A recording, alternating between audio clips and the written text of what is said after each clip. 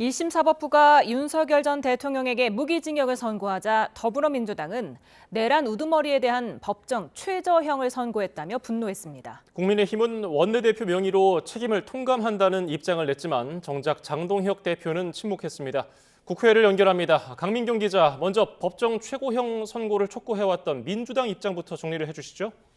네, 민주당은 선고 결과를 듣자마자 최고위를 소집하고 사법부를 향한 아쉬움과 분노를 쏟아냈습니다.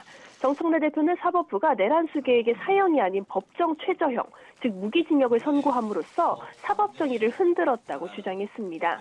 현직 대통령의 내란이라는 전두환보다 더 엄하게 처벌해야 하는 사안임에도 불구하고 고령 등을 감형 사유로 들어서 국민의 법 감정에 반하는 미흡한 판결을 내렸다는 겁니다.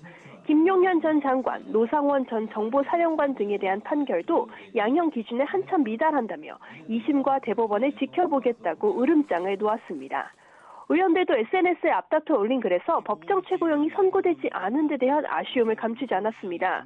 박주민 의원은 성공한 내란은 처벌 못하고 실패한 내란은 감형해주면 도대체 내란은 어떻게 처벌하는 거냐고 비꼬았고요. 박홍근 의원은 최소한의 역사인식과 헌법 정신도 부재한 판결이라며 분개했습니다.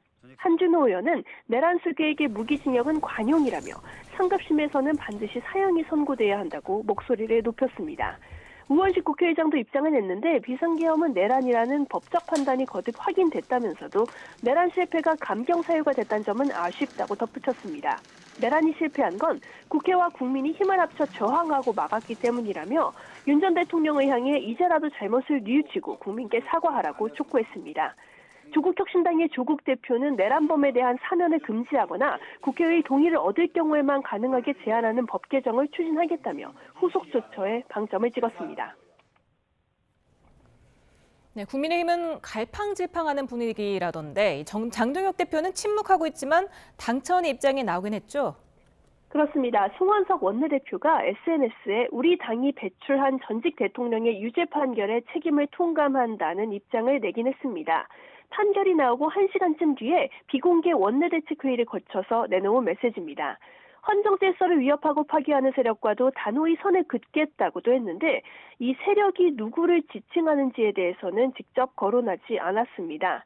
송 원내대표는 취재진 앞에서 공식 브리핑을 하지도 않았는데 박수민 원내대표 비서실장은 기자회견을 할 사안까지는 아닌 것 같다고 선을 그었습니다. 장동혁 대표는 장고를 거듭하고 있는데 최종적으로는 오늘 입장을 내진 않을 걸로 보입니다. 어제 절연보다 중요한 건 전환이다라고 쐐기를 박은 만큼 메시지를 내더라도 윤석열 전 대통령과의 관계를 정리하기보다는 선명한 대여투쟁을 앞세우는 쪽으로 가닥을 잡을 거란 관측이 적지 않습니다. 반면 비당권파 인사들은 이번 판결을 변화의 시발점으로 삼아야 한다며 쇄신을 촉구했습니다. 소장파 의원 모임인 대안과 미래는 기자회견을 열고 사법부의 판결을 존중하고 겸허히 수용한다며 비상계엄에 대해 거듭 사과했습니다.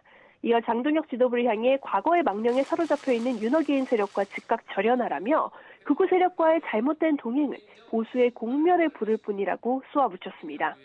한동훈 전 대표는 현실을 직시하고 회피하지 말라고 호소했고요.